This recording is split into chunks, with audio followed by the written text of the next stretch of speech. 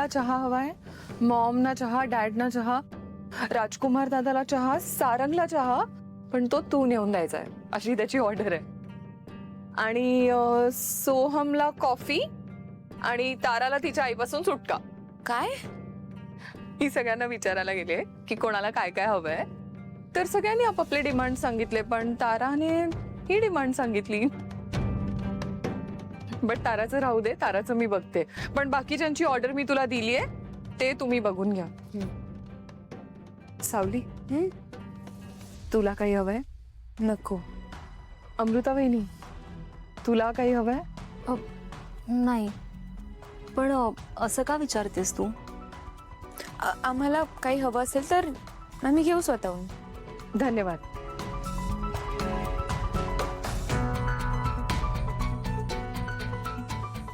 काय झालं हिला? असू द्या वहिनी, जर त्यांच्यात चांगला बदल होत असेल तर चांगलीच गोष्ट आहे ना. चांगली गोष्ट आहे. या घरात असंही बदलाचा वाराच व्हायला लागलाय, सगळेच बदलतात.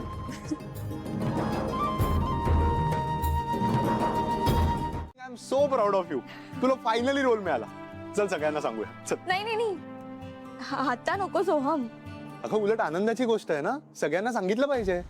हो, पण मला भीती वाटते. अरे म्हणजे असं अचानक सगळं मनासारखं घडायला लागलं ना की कुठेतरी वाटत राहतं की स्वप्न तर नाही आहे ना. डार्लिंग, स्वप्न असलं तरी पूर्ण होण्याच्या मार्गावर आहे ना. मग एन्जॉय नको का करायला? इतक्यात नको सोहम. इतक्यात का नको? आता आपण तुझ्या आईला सांगितलंय ना, मग घरात का नको सांगायला? आणि जर तुझ्या आईला माहिती आहे तर ती सांगेलच ना कोणाला तरी. त्यापेक्षा आपणच सांगूया सगळ्यांना, नंतर ते म्हणायला नको की आधी सांगितलं नाहीत म्हणून. अरे पण तुला खरंच वाटते का की माझी मम्मा कोणाला तरी सांगेल म्हणून? रादर ती हे एक्सेप्ट करेल असं तुला वाटतंय? इतकी वर्ष तिला मी तिचं ऐकायची सवय आहे. तिच्या इशाऱ्यांवर मला पपेट सारखं नाचवायची तिला सवय आहे. ती इतक्या सहजासहजी हार नाही मानणार आहे. ती काही ना काही प्रयत्न करतच राहणार आहे. मग डार्लिंग, मी काय म्हणतो, तू सोडून दे ना विषय. तू कशाला ताणतेस उगाच? असं कसं सोडून देऊ? जर मी आता फर्म नाही राहिले, मी जर आता डिसिजन नाही घेतले ना, तर ती मला परत तिच्याच इशाऱ्यांवर नाचायला लावणार. ती मला माझ्या मनाचं कधीच करू नाही देणार. पहिला थांबतो, दुसरा दुखतो, दुसरा दुखतो, तेव्हा तिसरा थांबतो, मग चौथा दुखतो, पाचवा थांबतो. नाही पहिला थांबतो. कशाला बॉडीला त्रास देतोय स्वतःच्या? थांब ना जरा, शांत बस ना. अरे डॉक्टरने सांगितलंय हालचाल कर, नाही तर अंग आकडे येईल. चालता येतं? मग काय, आता सावली वणीला पूजेचं सामान आणून दिलं तेव्हाच बरा झालो, पण तुम्हीच मला ऑफिसला येऊ देत नाही. अरे पण कशाला ऑफिसला यायचंय तुला? कर ना थोडा आराम. जेव्हा नवीन रॉ मटेरियल येईल तेव्हा मी सांगेल तुला. अरे असं का करतो सारंग दादा? मला इथं बोर होत. मग किरणला पण सुट्टी देऊ का? हेच हवंय ना? असं काही नाही, पण तुला माहितीये ती काय बोलली ते? माहिती आहे, सावलीने सांगितलं मला. ते तिच्या डोक्यातनं गेलं नसणार. तू एकदा बोल ना तिच्याशी. बोलतो. ठीक आहे, आज मी आराम करणार, पण उद्यापासून तू नाही बोललास तरी मी ऑफिसला येणार. तू नाहीच ऐकणार कोणाचं. असं कसं? सगळं ऐकतो तुझं मी. ऐक ना हे. नाही, हे नाही, एवढं सोडून काय पण सांग मी ऐकेन. हे नाही ऐकणार. नाही कर मनासारखं. मारून पाचवा दुखायला चालू केला, आता हा थांबणार नाही.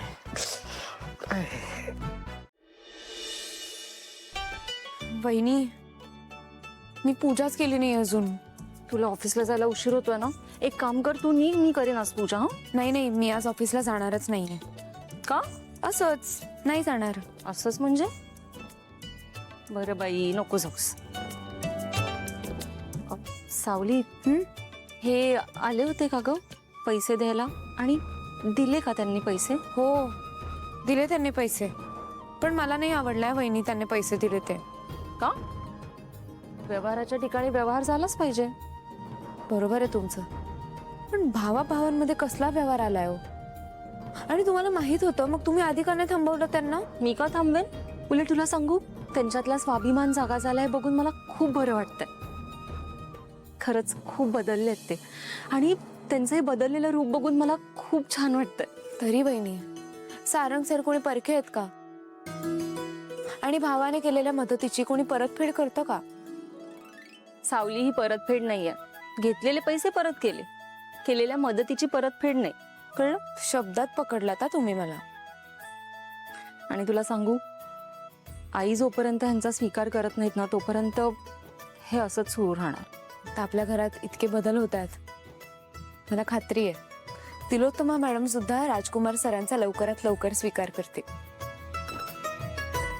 सावली, आले आले वहिनी, मी देऊन देते.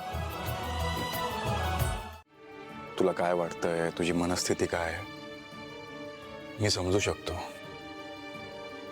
म्हणजे तुझ्यामुळे आम्हाला त्रास होतोय. तुला दोष नाही देणार मी, कारण अशा परिस्थितीमध्ये असलेल्या कुठल्याही व्यक्तीला असं वाटूच शकतं.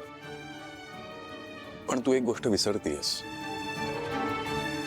तू आता फक्त या कंपनीची एम्प्लॉय नाही आहेस, तू आमच्या कुटुंबाची सदस्य पण झाली आहेस. तू साक्ष दिलीस म्हणून आज मी जेलमधून बाहेर पडलोय, माहिती आहे ना तुला? हो सर, पण अजूनही स्वराचा खरा खुनी पोलिसांना सापडलेला नाहीये. तो शिवानीचा माणूस असू शकतो. हे बघ, पोलिसांना कधी ना कधी तरी तो सापडेलच.